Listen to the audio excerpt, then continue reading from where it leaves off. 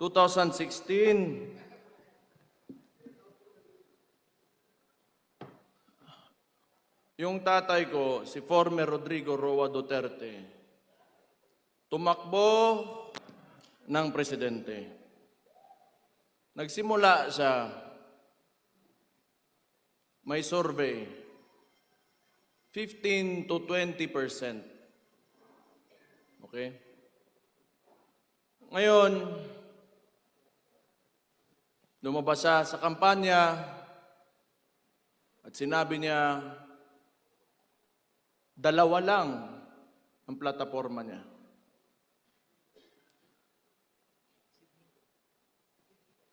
Drugs and criminality and corruption.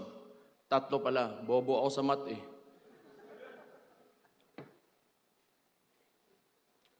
Noong panahon na naging presidente yung tatay ko, hindi ko akalain na babanggain niya talaga yang tatlong pinakamalaking problema ng Pilipinas at nailagay siya ng Pilipino kasi alam nating lahat na yan talaga ang problema ng Pilipino kaya't hindi tayo umaangat. Kaya nailagay siya ng mga Pilipino bilang Pangulo ng Pilipinas. At anong ginawa niya? Inalis niya lahat yon at kung anong sinabi niya sa entablado, talagang ginawa niya. Kaya bumaba siya ang approval rating niya. Kung hindi 90, nasa 80, hindi bababa dyan. Ibig sabihin nun, kamong mga pobre, kanang mga komunidad, kayo mga nasa community, naramdaman nyo ang pagmamahal niya sa bayan niya at sa mga Pilipino.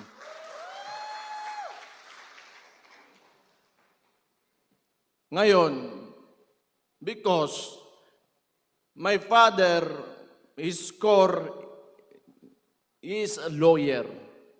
He doesn't want to amend the Constitution, to change the laws or whatever, to extend these terms.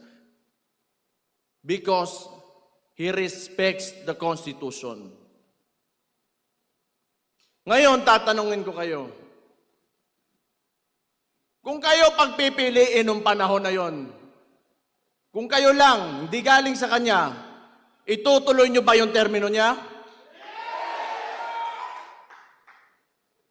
Itong si Marcos,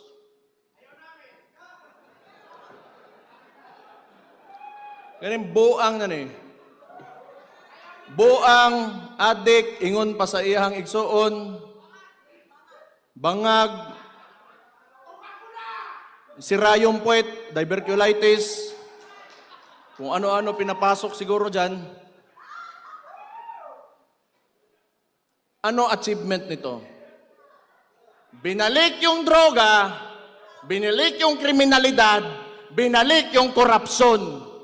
At ngayon yung yan, gusto pa magpatagal ng termino niya. Magaling din.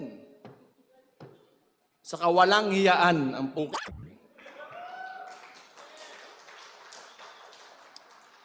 Ganito kasi yan. Ang gobyerno, panahon ni PRD,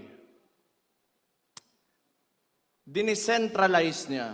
Meaning,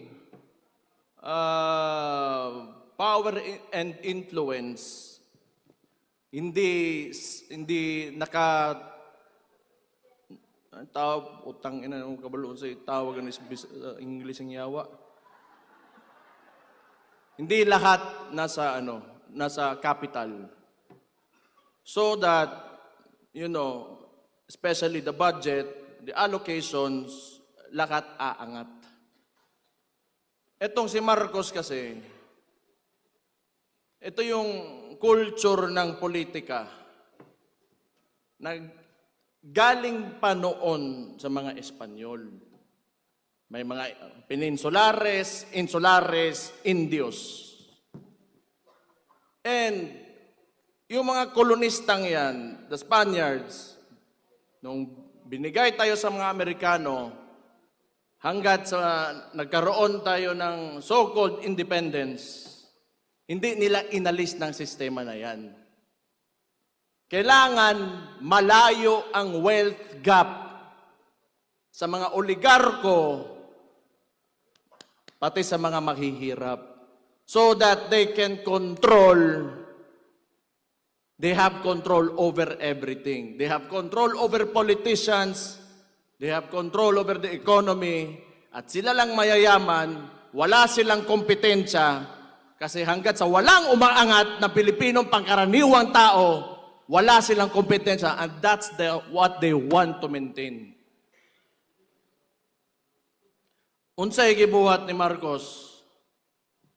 Ang ginawa ni Marcos, because PRD oppose this kind of political system. Pinadala niya sa Netherlands po. Gago siya.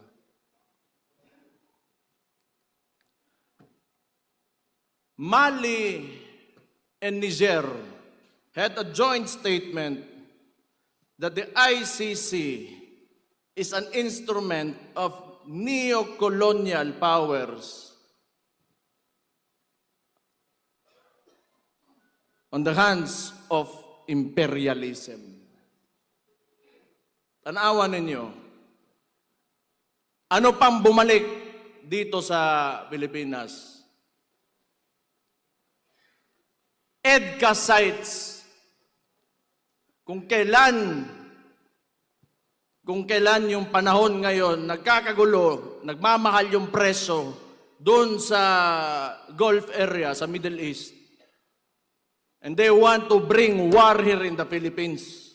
Nagtatayo ng mga military bases. And there's rumors that they want to put up a military base in the Davao region. For what? Who will benefit from war? Ito kasing si Marcos, they want us divided. That's why, yung independence ng Mindanao, do not subscribe to that, sinasabi ko sa inyo. Lahat tayo Pilipino. Bago pa dumating yung mga dayuhan dito sa Pilipinas, Pilipino na tayong lahat. Ito, kaya sinabi ko yan, nagbanggit ako ng Amerikano, sasabihin na naman nila, pro-China kami, pro-China ako. Tatanungin ko lang kayo, yung Scarborough Shoal na yan, it is documented in a cabinet meeting. Andun si Trillanes, si Ochoa. They were questioned by Enrile during the time of Aquino. Noong panahon ni PRD, may annexation ba? May expansion ba na nangyari sa China? Wala. And yet they accuse us. No.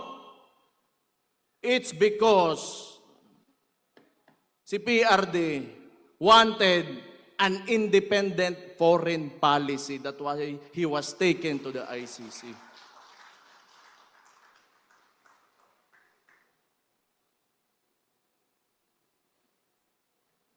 Muli na ta. Ahama mga taga Davao Oriental rebe. Tingog mo. Oy. Del Norte. Barm. Allahu Akbar.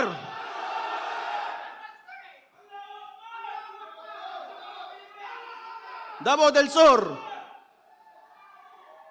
Uy, gibutang mo mas likod, luuya gud ninyo.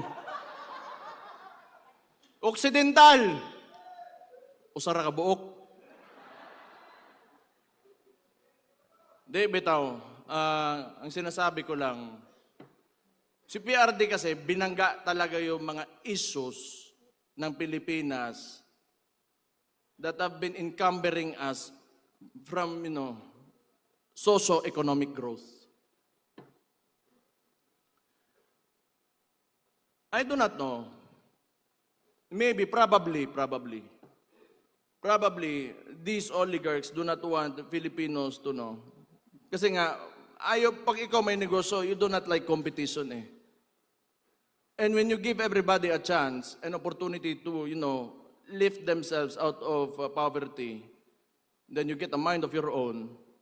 Tapos magkakaroon, they will speak against you and, criticize.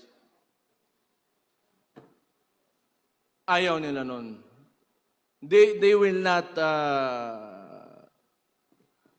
profit from it. So muna, katong na presidente akong amakan, muna suko kay na sila, galit sila kay PRD kasi siningil yung tax, pagbabayarin sila yung utang nila sa gobyerno. And for what? It's because so that money can be used for people. Tanawa karon, hospital, PGH used to have 100 million a month.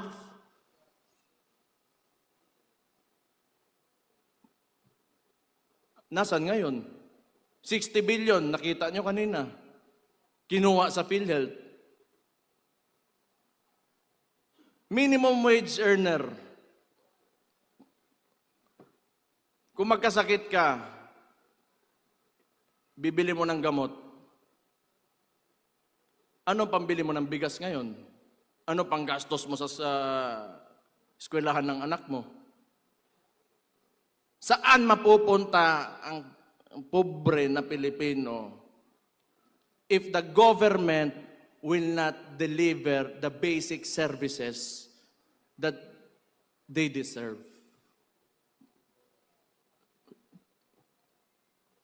Do you think, pag ito tuloy-tuloy pa rin, may bansa pa tayo?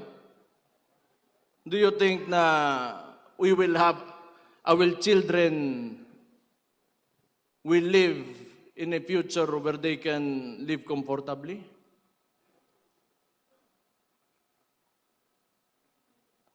Tungod sa kwarta. Na ng butangan na, I hate that so much. It is the root of all evil. Kining mga congressman ba ni yes? Sige.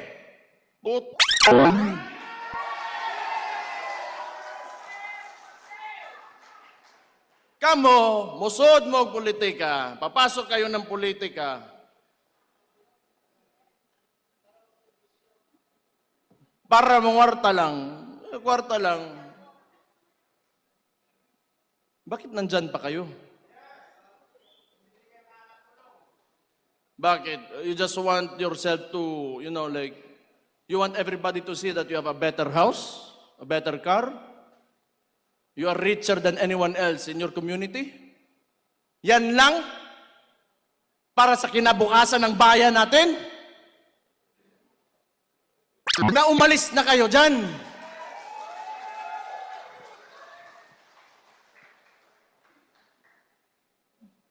Putang ina ni mga tauhan ng yawa, yun. Yun po si Mike Defensor. Ako man siguro ipapriso, ani. Pero mauuna yan si Harold Respicio. Ako I'm really sick and tired of politics. Noon pa naman yan, before I naging vice mayor ako. Isa pang binalik ng adik na pangulo na sabi ng kapatid niya, hindi, kailangan ko i-put into para sasabihin naman ni Matibag na, oy, sinabihan mo, adik, ikukulong ka, pusasan ka, pakyo ni mong buhanga ka.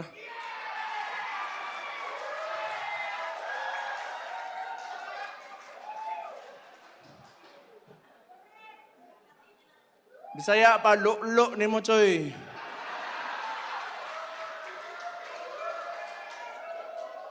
Tama si Mike. This is not even a silent martial law. It is martial law without declaring it formally. Ang dami nang nakukulong, may mga kaso, and for what? Because They opposed, the actions of the administration. Why? Is that so wrong? Kung ikaw, Presidente, that would be good information for you to fix your country. Because it could be right. It could be good for the country. Bakit ayaw mo ng oposisyon? Bakit ayaw mo na pagsabihan ka kung ano yung nangyayari sa lugar mo? Kasi baka kasama ka talaga sa nakaw. At ano sinabi? Hindi naman tayo magtataka. Lumabas na nga si Martin Romualdez. That was actually an admission that there are anomalies in the preparation of the budget. Ang sinabi niya lang, hindi siya ang mastermind. And who is higher than Martin Romualdez? Sino susunod? Sino pipirma ng budget? Ferdinand Bongbong Marcos Jr. Adik Bangag. Sabi ng kapatid niya.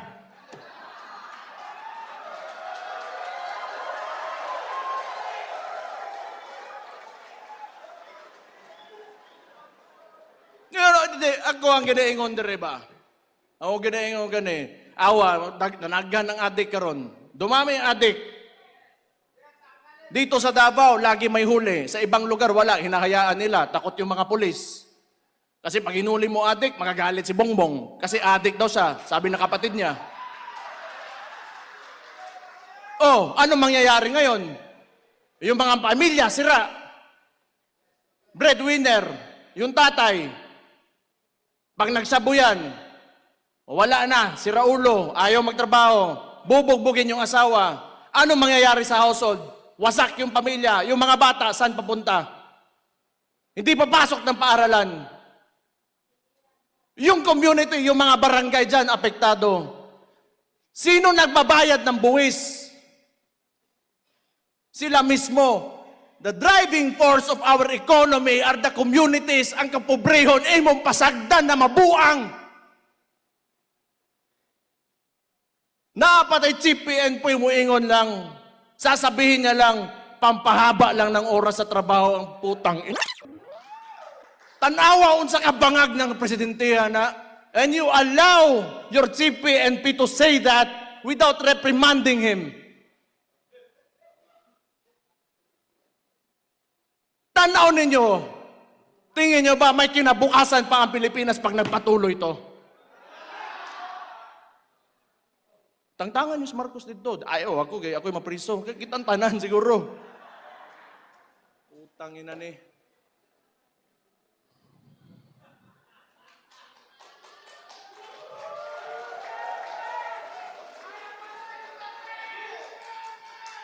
Kini ba?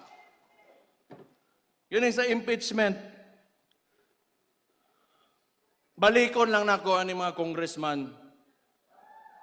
Ako, believe ako doon sa, how many do we have who said no? 25? Give a round of applause to those people.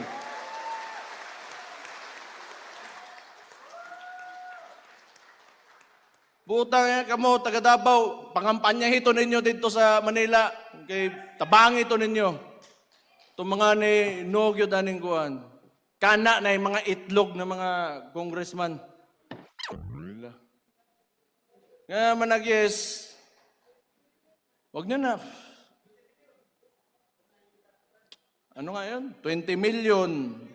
5 million MOOE. 20 million outright cash. 5 million MOOE, then 200 million budget. Si Dimple Mastura nag-no, di ba? Oh.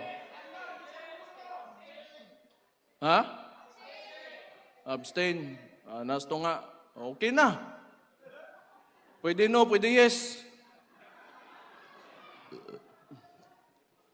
200 million budget. And, ito pang narinig ko. Constitutional Assembly to extend the term of the incumbent politicians. That means including the congressman. So, kung nakinig lang kayo sa akin before the midterm elections, I already said this in Cebu, I said this everywhere I went. Yung bangag na yan, ayaw bumaba. Kasi alam niya, pag bumaba siya, makukulong siya. Nasa liderato kasi yan lahat. Kayo, mga leader kayo sa lugar nyo. If you allow looting of, public funds, then that is because you allowed it. If you do not allow it and you have strict policy against corruption, hindi talaga mangyayari yan. Ang problema, sabi nga ni Martin Romualdez, hindi siya ang mastermind. And sino yung leader? Sino yung ulo ng Pilipinas ngayon? Si Marcos. I do not know if Martin was pertaining to kaning adik nga bangag nga way uwaw bawba nga presidente nato. Ingon siyang igsuon ha. Sabi ng kapatid niya. Ang bahog-ba, totoo yan kasi kausap ko yan kasi tinulungan ko yan yung kampanya. Naamoy ko, bahog-ba, ang tawanan eh. Pero noon, sa totoo lang, naloko rin talaga ako. Akala ko, wala lang, parang walang buot lang talaga to. Parang bata lang ba? Ngayon, bata talaga at adik pa talaga, sabi ng kapatid niya.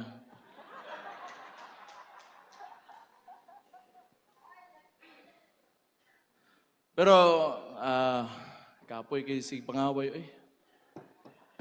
Di, manggod, ganang ingani ba? Kita, daghan mamong politiko dire, daghan siguro marami tayo mga aspiring politicians dito. Kailangan nyo magsakripisyo. Kailangan ninyo buhian ang inyong attachment to material needs, money and material needs, attachment to power, attachment to... kasi hindi talaga aangat yung bansa natin if we go into politics para lang sa sarili natin. Okay lang, o ihatag, ibigay ng Diyos sa iyo, ihatag sa Ginoo sa imuha, nga musaka kasi mong kinabuhi, in whatever way, maayo, og naa, maayo, og wala, o kirabod. Pero do not ever forget the people around you that voted for you.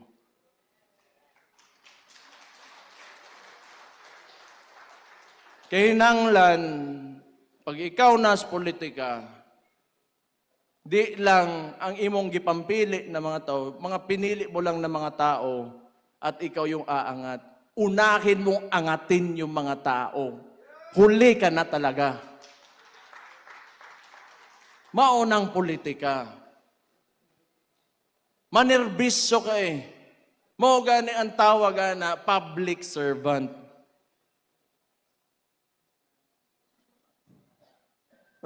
Ako, honestly, kapoy naman ko. Kapoy na ko ba? Kung naalay mo, kung naay mo pilde sa ko address Davao, di okay. But pasabot, mas maayo na siya nga taon ako. Kay, I do not want to work in government for a president na ganito. Because nothing is happening. The people are suffering more and more. And I do not want to be a part of it. Na complicit ko sa nangyayari sa mga tao ngayon. But fortunately for me, Davaoenos, Davao region, are very resilient people. Mabuhay raman tag. Mabuhay raman ko tag ginamos. Kaya kanang nilungag nga saging. Okay na. Pero kani mga tao sa mga urbanized sections of the country, medyo lisod eh. Dire natay prutas, natay bugas. Di man permi pod pero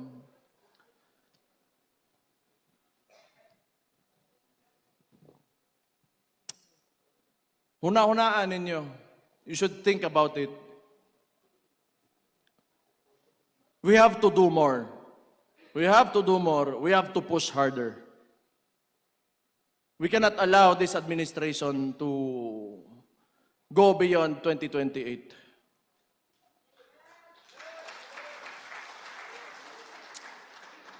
Ganito yung structure nila eh.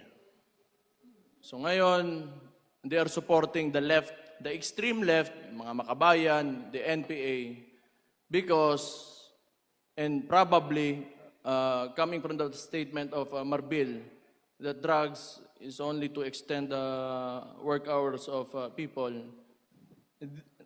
That's why they are lenient on these groups and individuals because yun lang ang allies nila.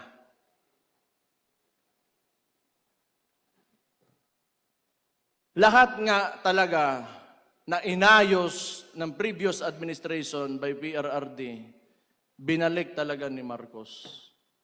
And look at what happened. Look at what is happening to us now. We have never been more divided than ever before until this fucking president came into office. So anong gagawin natin? Since the Vice President has already announced her candidacy for the 2028 elections, ngayon pa lang, magsisimula na tayo.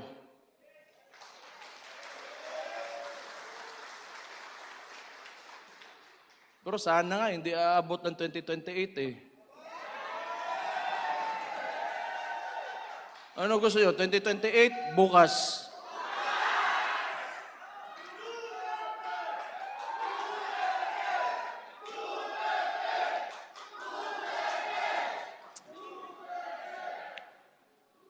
Kana, naaginas inyo hagyod. Tanaw ninyo, na ako'y pangutanan sa inyo, kita mga kabisayaan ba? Kung naan ang Malacanang dire, humana ni ugma, no?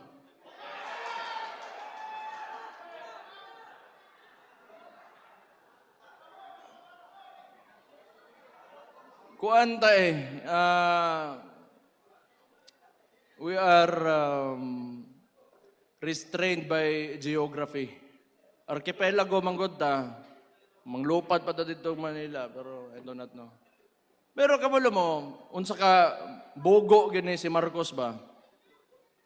Bugo gyud, bisag unsa bugo gyud. Ana. Bugo gyud.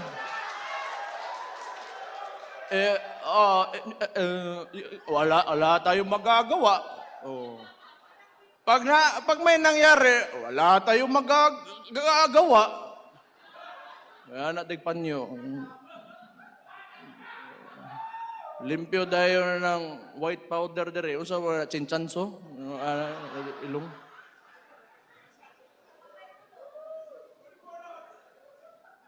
Di bugo ba? Siya yung nagbukas ng flood control issue because, you know, the narrative that they wanted to present to the public, kasi itong mainstream media, hawag niya, punin yung mainstream media mo, yawa mo. Tinuod man, ay mo, kalain na, kato mga trabahante, ang mga tag-iya, anak. Mga tag-iya. Fuck.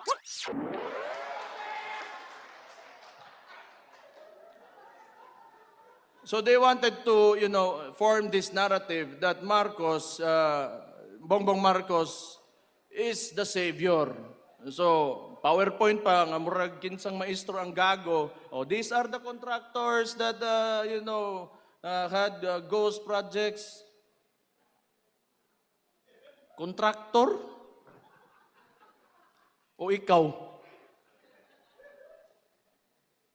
Nga na ka, utang ina, scammer. Scammer ng tawhana gyud, scammer gyud.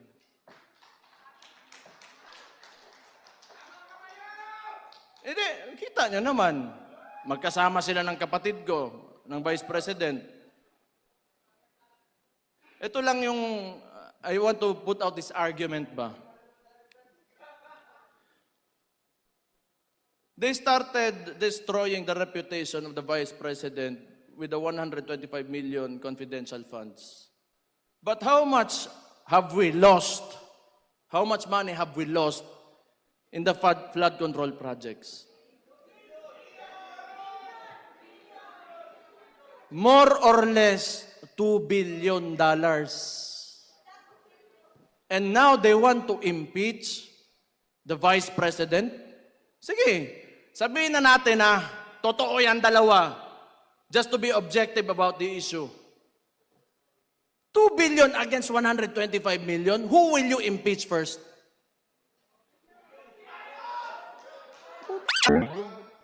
Anyway, optics kasi yan. And when 120 billion wasn't enough, ginawa na nilang 6 billion, they added more figures to it. Yan, gago na mainstream media yan. Yan yung ilalabas nila so that people, they want to influence the people. Because mainstream media is stitched with pop culture. And people do not, are used to looking at mainstream media and pop culture. Kaya yung tao, nagugoyo ng administrasyon na to kasi hawak nila yung media eh.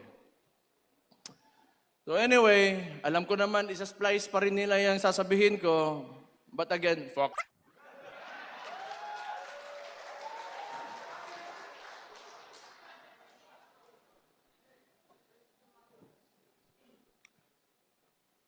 Hindi, maluoy ta sa itong nasod.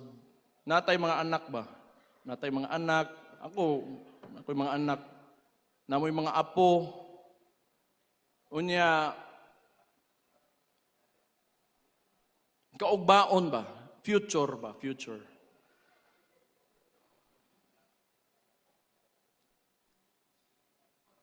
Hindi, ayoko yung mga anak ko na maglalakad. If they had to walk around the city or out on the streets and they get mugged, hold upin sila. Or maybe some people will entice them to do drugs with them. Job opportunities are scarce. Wala silang papupuntahan, may natapos pero walang trabaho because of mismanagement of this current government. So ang tingin ko, 2028 man talaga ang it really depends on how you would approach the situation. If we see a lot of people, who want to, take Marcos out of office, then that could happen. But if not, there is 2028.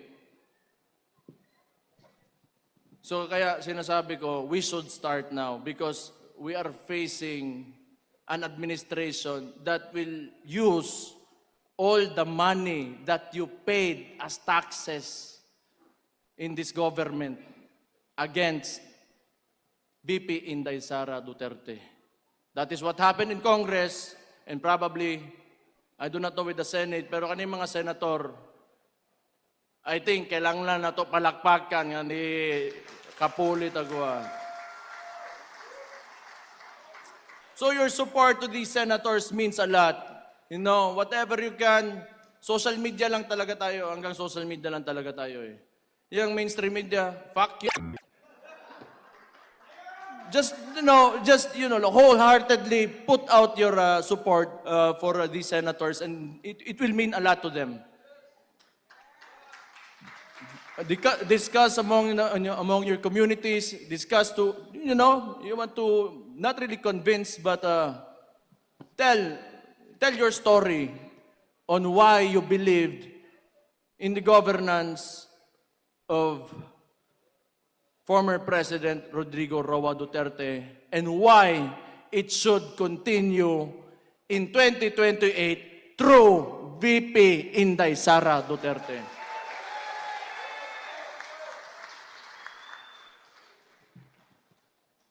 Guol ta sa atong kaugmaon, good. Sayang, manggod. Sayang. Everywhere I go, kahit tanongin nyo, taxi driver, mas nindot yun ang panahon ka ni Adto. Mas nindot yun. Ang maestra, sakaan ng sweldo. Police, military, sakaan ng sweldo.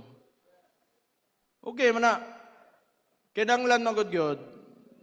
Kailangan talaga sa government, you have to, increase salary. Para dili mangurakot. Mana kay I do not know. Wala, I am not in the position to, speculate on that, but that's what I think. Kung kapoy kayo nga, sige antos, o tiis ka ng tiis, living in a country where people in government and in politics only want money. Hustle na kayo na. So, note lang, we will see. 2028, tao na to, unsay mahitabo. Pero, inshallah,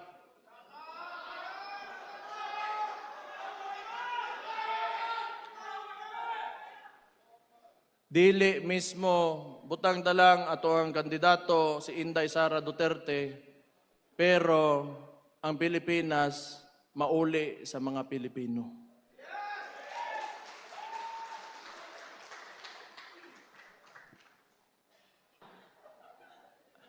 Ako, unahan ko muna sila John Vic at saka Auntie Claire. Auntie Claire, si Mayor Baste, kung ano-ano na pinagsasabi, hindi naman totoo yun. Unahan na takadaan day, kapoy ka, kag-alo. Pag John Vic, ginahuwat pa na ko sa John Vic nga muli-ili sa kuutin kay pisot ko no ko. What to John Vic lain po kayong pakita utin siguro niya, no? O sige na lang, pasiganahan siya. Pero ang tuli manggod kani adto, pakang man na, pakang, pakang. Kanang kang John Vic, mas maguwang man nako kung tuli siya. Pakang na iya ha. Ako German cat.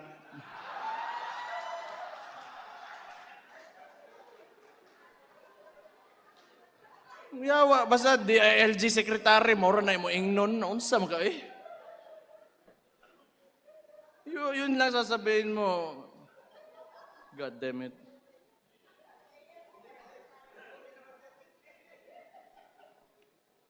Nawala na yung usapang drug test eh, so penis test na yung susunod. Kung support o hindi. Bitaw. Actually, lahat ng nakawan na yan, ginagawa nila yung diversionary tactic, yung impeachment kasi talaga, so that they can continue to loot the money of the people, taxes that you pay. So, tayo ko anana. So man, mag-rally ta, tanaw ninyo.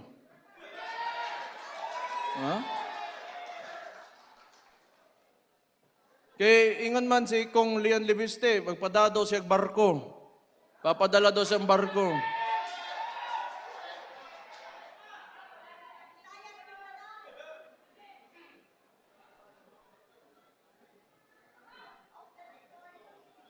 Pero I do not think kung 2 years, etong 2 years na to, mas lalala pa yan. Itong nangyayari na mga...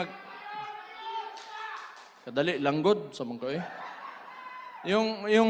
Yung ginagawa ng administration ron, weaponizing the bureaucracies and the departments of the administration, the government, mag-i-intensify pa yan. I told you. Tingnan nyo anong nangyari sa Senate.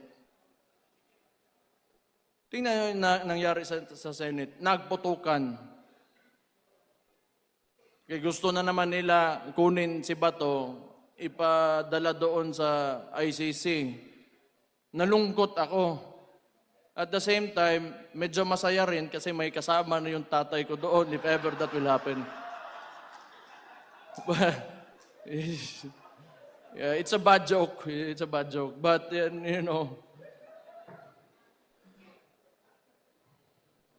nga na, gano'n, kaya itong administrasyon na to, it's not in its right mind. Wala talaga yan. Addict talaga, sabi ng kapatid niya. Addict talaga.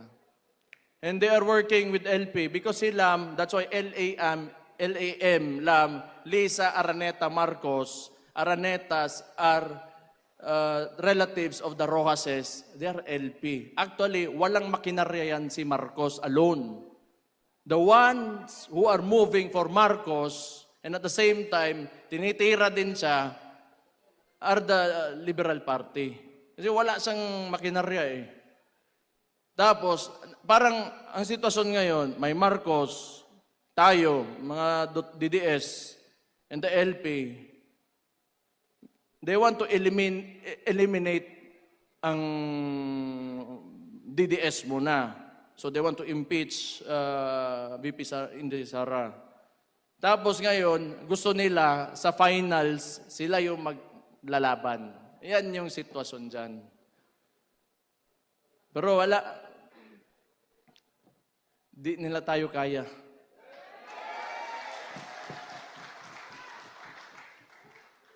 Wala namang alam kasi talaga yung mga gago na yan. Talaga walang alam, putang ina. Kasi nga, sinabi ko, tulad ng Scarborough Shoal, you know, yung mga left na yan, sila man nasasabi, China, o sino ba? Trillanes, LP. Saan naman nag-backdoor nun? Kinestyon sa nga ni Enrile. Putang. EJK. O, kani ha? EJK. They want to, you know, convict ni akong amahan because of the allegations of EJK. O, kani LP niya. Kanang Tarlac, sa mga kuwang ko na, relatives na sa mga Aquino. Ang Hacienda Luisita. Oh. Kuwang ko day. Diba mo, ibutang ninyo ang tao dito sa Netherlands, sa ICC. Because he fought against drugs that destroys communities. And yet these people are silent about Hacienda Luisita, who wanted land reform, who wanted their land back. Unsa ka ipokrito ni mga tawhanan ni. Oo, kasabot gyud ana nila. Sige sila balik-balik og EJK, tanawa karon, bumalik si Mabilog, bumalik si De Lima, and they are alleged narco-politicians. Nidaog pag yun tong nagpapusil-pusil, bitaw diri siyang bukton. Kerwin, yawa na mayor pambuang, no? Kuya, usad ba? Tagigit. Wala yun. Bumalik talaga lahat ng problema na nawala na sana. So, anyway, wala naman din talaga ako sasabihin. I just want to thank you for all of you for spending your time here. I just want to tell you, like, we should think about the future. We should think about our children, your grandchildren. We should aim for a better country, much better than this one, a lot better than this one. O gihatag unta sa Ginoo, inshallah. So, to end this, tayo ay kikilos na para kay VP Inday Sara Duterte. Tayong lahat nandito dahil hindi tayo susuko. At hindi natin tatanggapin ang ginagawa ng administrasyon ngayon. So sisimulan na natin ngayon pa lang na mailagay natin si VP Inday Sara Duterte sa 2028 bilang Pangulo ng Pilipinas. Mabuhay ang Pilipinas! Mabuhay ang Pilipinas! Allahu Akbar! Maraming salamat ug maayong hapon sa inyong tanan. Duterte! Duterte! Duterte!